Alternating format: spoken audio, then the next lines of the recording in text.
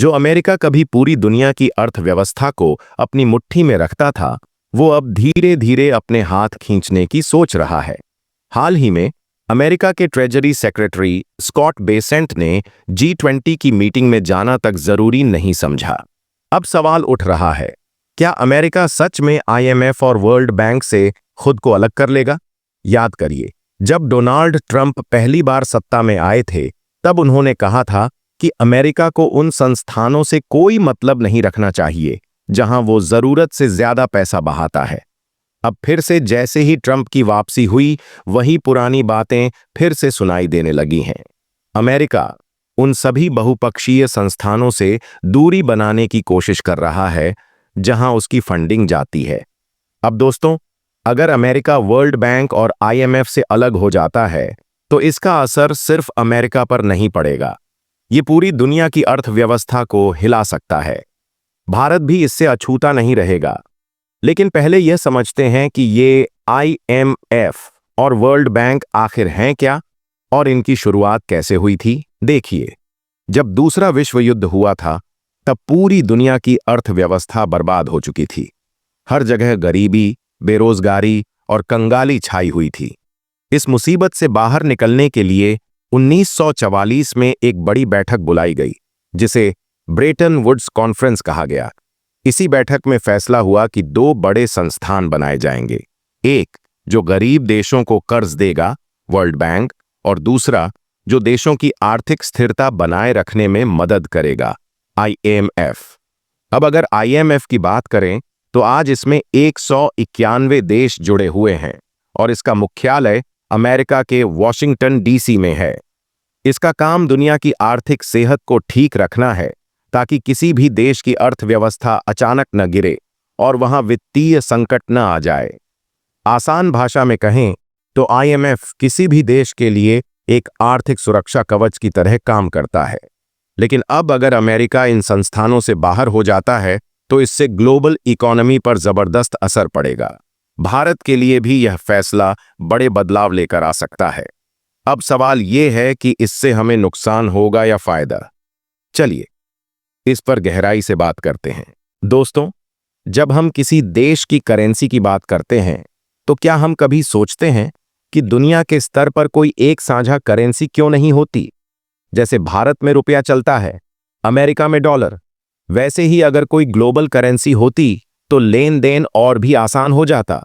पहले ये काम सोने से होता था। हर देश के पास सोना जमा होता था और उसी के आधार पर व्यापार चलता था। लेकिन दिक्कत यह थी कि सोना एक सीमित संसाधन है और जैसे जैसे आबादी बढ़ी, इसकी मात्रा कम पड़ने लगी, जिससे इसकी कीमतें आसमान छूने लगीं। अब सवाल उठा कि सोने पर निर्भरता कैसे खत्म की जाए।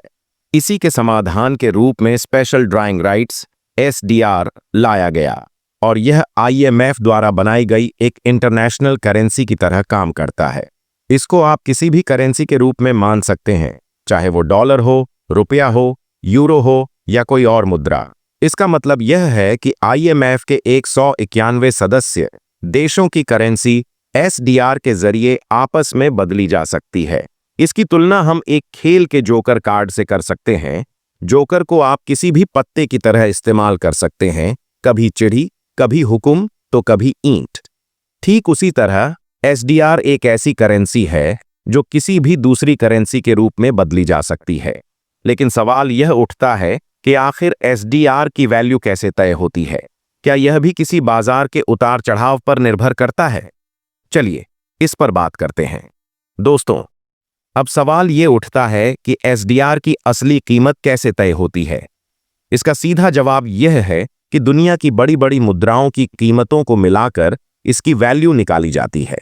इसमें सबसे ज्यादा वेटेज अमेरिकी डॉलर को दिया गया है, उसके बाद यूरोपियन यूनियन के यूरो, फिर जापान के येन, ब्रिटिश पाउंड और कुछ अन्य मुद्राओं को जोड़ा जाता है।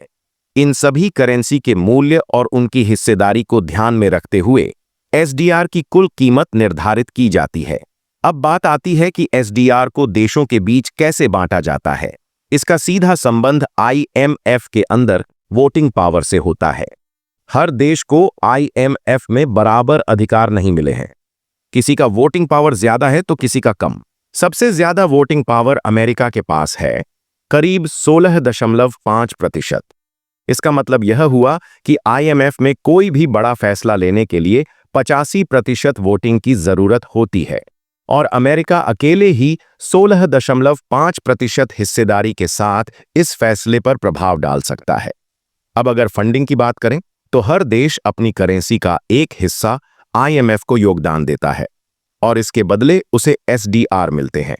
उदाहरण के लिए अमेरिका आईएमएफ के कुल फंड में 16.5% डॉलर का योगदान करता है और बदले में उसे उतनी ही वैल्यू के एसडीआर मिल जाते हैं।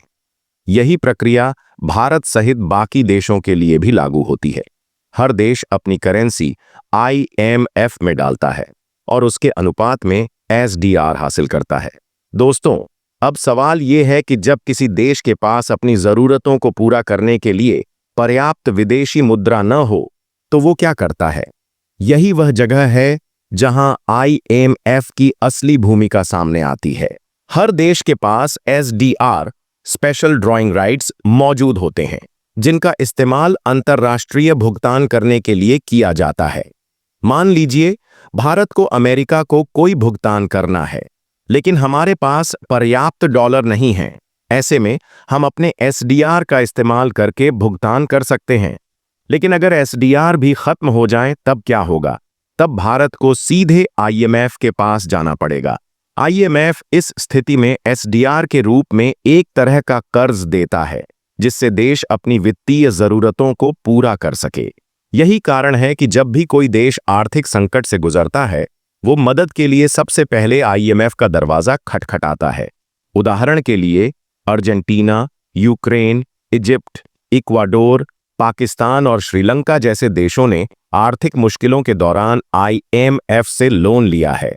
लेकिन ध्यान देने वाली बात यह है कि आईएमएफ का दिया हुआ लोन बिना शर्त नहीं होता, इसमें सख्त शर्तें लागू की जाती हैं। भारत भी इस स्थिति का सामना कर चुका है। 1991 में जब भारत गंभीर विदेशी मुद्रा संकट में था, तब आईएमएफ से मदद ली गई थी। यही वजह है कि आईएमएफ को वैश्विक अर्थव्यवस्था में एक बड़ा नियंता माना जाता है। लेकिन क्या केवल आईएमएफ ही ऐसा संस्थान है जो देशों को आर्थिक सहायता देता है? इसके अलावा भी एक और बड़ा संगठन है जिसे हम वर्ल्ड बैंक के नाम से जानते हैं। अब सवाल उठता है कि वर्ल्ड बैंक और आईएमएफ में क्या फर्क है और दोनों की भूमिकाएं क्या हैं? जहां आईएमएफ का मकसद ग्लोबल फाइनेंशियल स्टेबिलिटी बनाए रखना होता है, वहीं वर्ल्ड बैंक का असली काम गरीबी कम करना, बुनियादी सुविधाओं को बढ़ावा देना और विकासशील देशों को बिना ब्याज या बेहद कम ब्याज पर कर्ज उपलब्ध कराना है। लेकिन एक और दिलचस्प बात यह है कि यह संस्थान पश्चिमी देशों के प्रभाव में मानी जाती है। सवाल यह है कि इस वर्चस्व का असर दुनिया की अर्थव्यवस्था और विकासशील देशों पर कैसा पड़ता है। इसी पर अब नजर डालते हैं। दोस्तों, जैसा कि हमने समझा, आईएमएफ और वर्ल्ड बैंक पर पश्चिमी देशों, खासकर अमेरिका का दबदबा हमेशा से बना रहा है। चूंकि ये संस्थाएं दूसरे विश्व युद्ध के बाद बनी थीं, इसलिए इनका नियंत्रण उन्हीं देशों के हाथ में रहा जिन्होंने युद्ध जीता था। यही कारण है कि आईएमएफ का मैनेजिंग डायरेक्टर हमेशा यूरोपियन यूनियन से ही चुना जाता है और वर्ल्ड बैंक के प्रमुख पदों पर अमेरिका का ही वर्चस्व रहता है। हालांकि अब स्थिति बदल रही है। अमेरिका खुद को इन संस्थानों से दूर करना चाहता है, जिससे उसका प्रभाव धीरे धीरे कम हो सकता है। लेकिन बड़ा सवाल यह है कि अगर अमेरिका आईएमएफ और वर्ल्ड बैंक से अलग हो जाता है, तो क्या ये संस्थाएं पहले की तरह प्रभावी रह पाएंगी या फिर इनकी जगह नई संस्थाएं जैसे बीआरआईसी बैंक और न्यू डेवलपमेंट बैंक ज्यादा मजबूत बन जाएंगी? दूसरी तरफ भारत के लिए यह एक अवसर भी हो सकता है।